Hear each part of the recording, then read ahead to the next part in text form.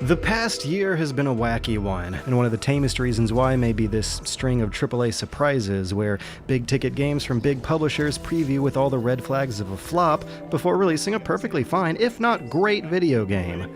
After the horribly marketed Rainbow Six Siege and the review-rescinding Doom, we have Hitman, a non-numbered always-online episodic sequel that leaked out the gate to unimpressive footage with a whole lot less production value and budget than its predecessors. But the final $60 release that came out of it, the full experience of 6 $10 episodes, turned out fantastic. But anyone who played the first episode on release 7 months ago probably already knew that, and already wrestled with the prospect of Hitman occupying a kind of budget release corner. Square Enix's other foray with episodes just aped Telltale's strategy. It's one thing to release a game that looks and feels like a TV show episodically, but it's another to do it for a core action genre. But Hitman as a franchise is a perfect match. It's always had kind of an episodic structure. Every level is meant to be replayed over and over again without a whole lot of continuity tying them all together, and even the traditional Hitman narrative, with each level indirectly relating to a separate story of cutscenes played before and after the levels, works for episodic releases too. For those who don't know, Hitman is a game about breaking into people's turf and stealing their clothes. You have simple stealth mechanics playing into complex social mechanics, where looking and acting the part of an NPC you knock out and disrobe is used to help you get close to some terrible head honcho you're supposed to assassinate. Although it's possible to just shoot or karate chop everyone around, a heavy scoring system and low HP discourages violence and encourages you to get in and out of there, screwing up as few people's days as possible. It's always been a great little series, and this 2016 non-numbered but not a reboot sequel is actually pretty darn excellent. But apparently the last game, Absolution, was not. Not that I would know, bad reviews kept me from ever getting around to playing that one, but evidently sales were low enough back in 2013 to have the studio face layoffs, abandon their other IPs, and release this open letter hyping up the next game that reads almost like an apology for Absolution. So IO Interactive's budget for voice acting seems to have been cut, judging by how often the same voices appear on different NPCs. Although it's used on beautiful locations, the graphics tech here looks one presidential term behind the times, which is about as long as my frame rate was lagging too. Stiff animations and a cover system that feels unfinished are more forgivable hallmarks of the series' classic Eurojank, but that foreshadows another missing piece of this puzzle. Jesper Kyd's ghastly orchestral scores.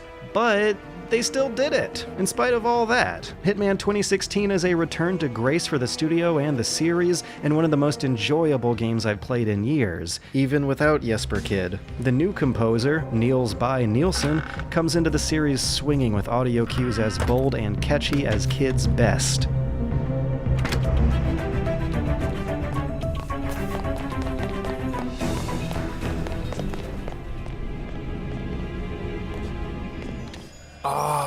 That's the ticket.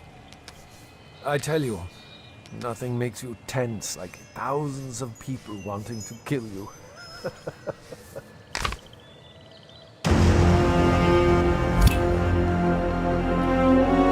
Target down. Next step. Sir? What?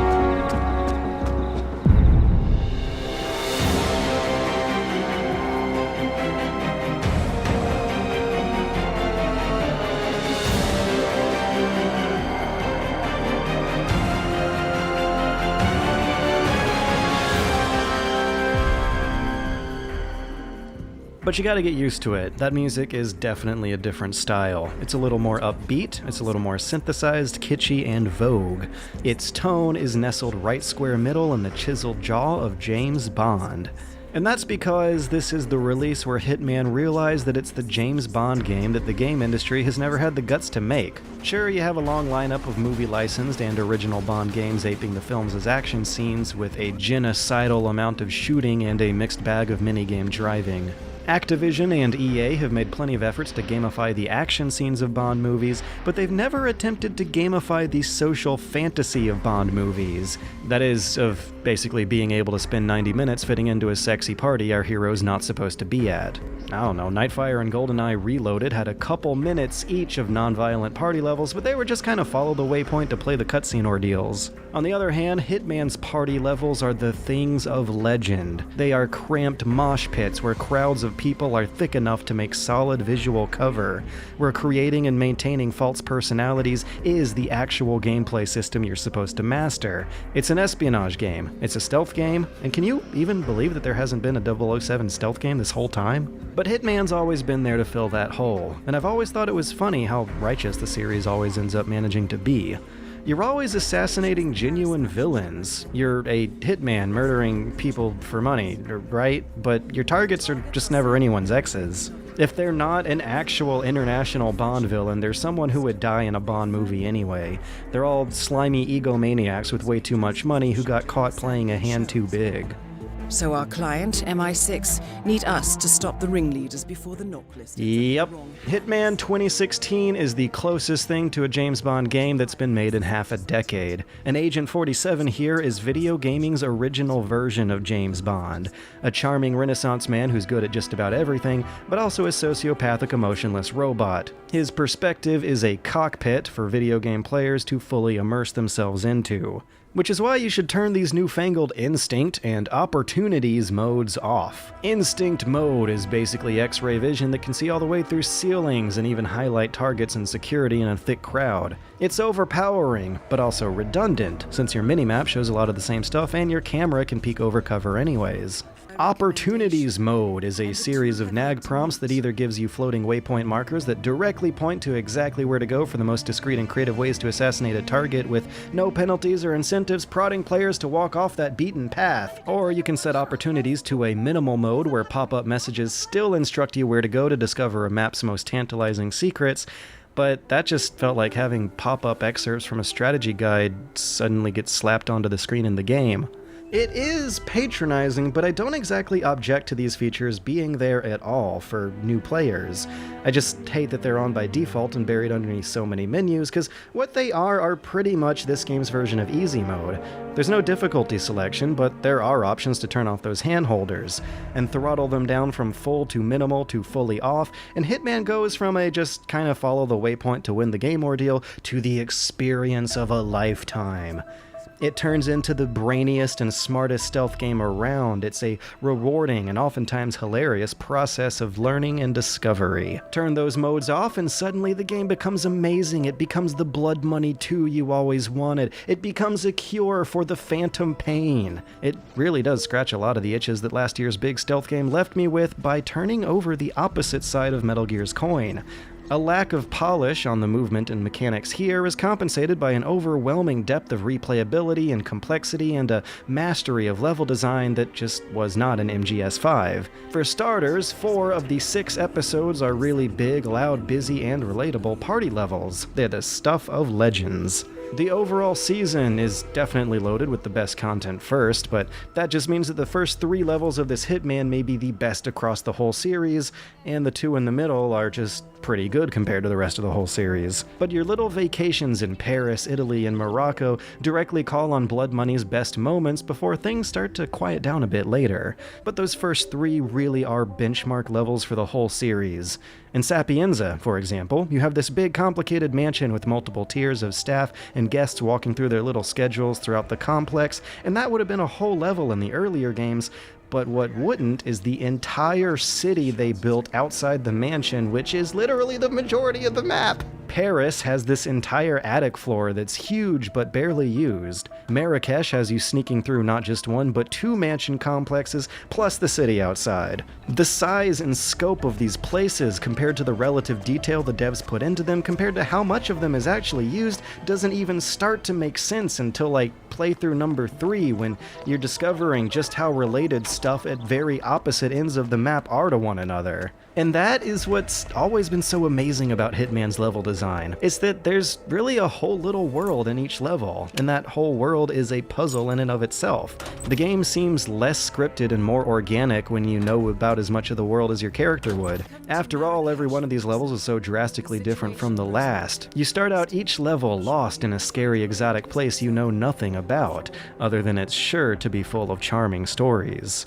So perusing stores, getting lost in the streets, and doing some good old-fashioned people watching are the routine duties for learning a Hitman level. The crazy hippie upstairs, the private detective's empty office, the gelato store, the old church down the street all become convincing, living, lived-in places that will all gradually feel like home as you develop a plan and get to work. And that's such an immersive process because of the levels' simulationist designs. These aren't painted backdrops for a shooting gallery, they're more like clockwork societies of AIs. They're mechanical dioramas that the player can tamper with, quietly, more often than not. Hands off the diorama! I made it! Hitman's the rare action game where there's as much, if not more, for players to see and do and think about in the relative peace and quiet of a public neighborhood as there is in the middle of a loud action set-piece car chase in a Call of Duty. Trespassing where you don't belong doesn't instantly trigger guards who shoot to kill. Instead, they politely but firmly ask you to leave. The equivalent of Metal Gear Solid's alert and evasion phase is just you trying to scurry away from someone who thinks you're lost and wants to ask you why. A thrilling chase scene can trigger from you and a guard just trying to spot each other in the thick of a huge crowd who don't have a clue. So the player's power fantasy here is truly earned, not by shooting their way through it in an exhilarating gunfight, but just by trying to fit in.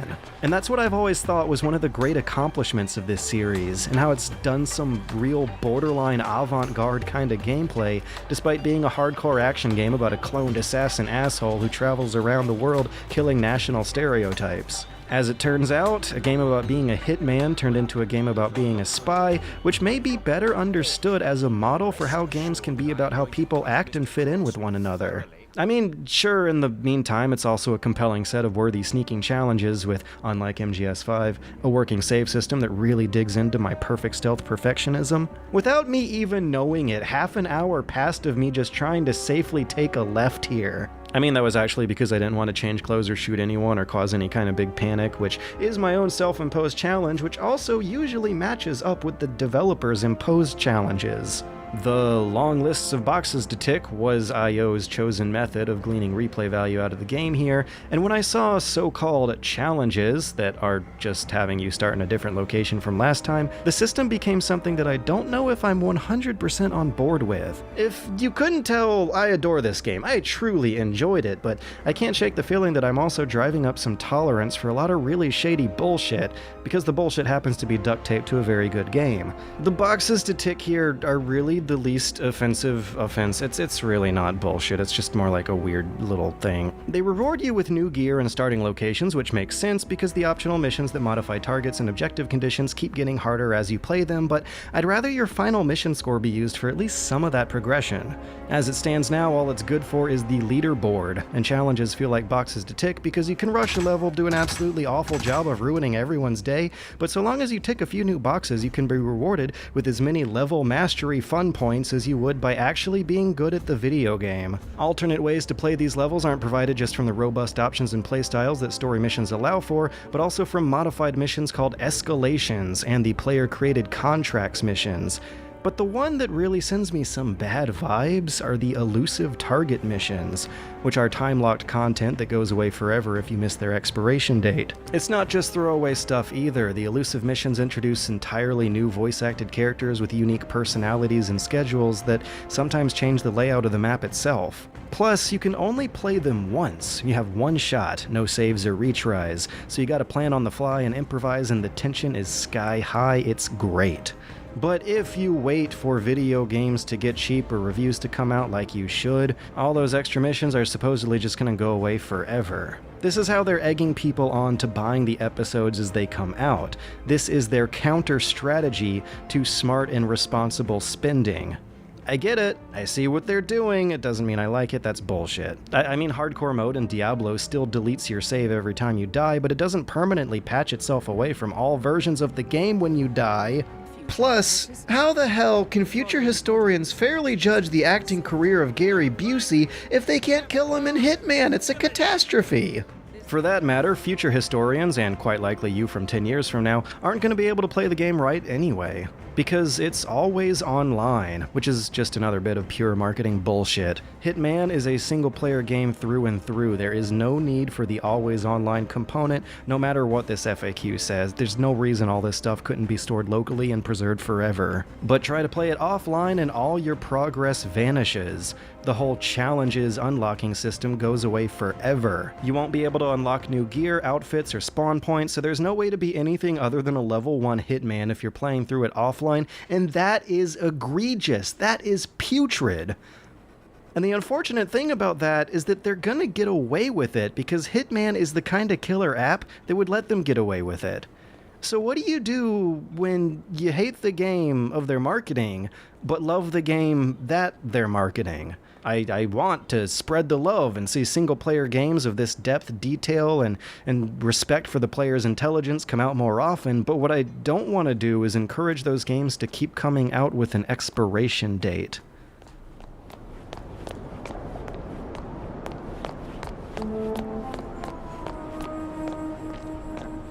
Charming. Should have brought candles.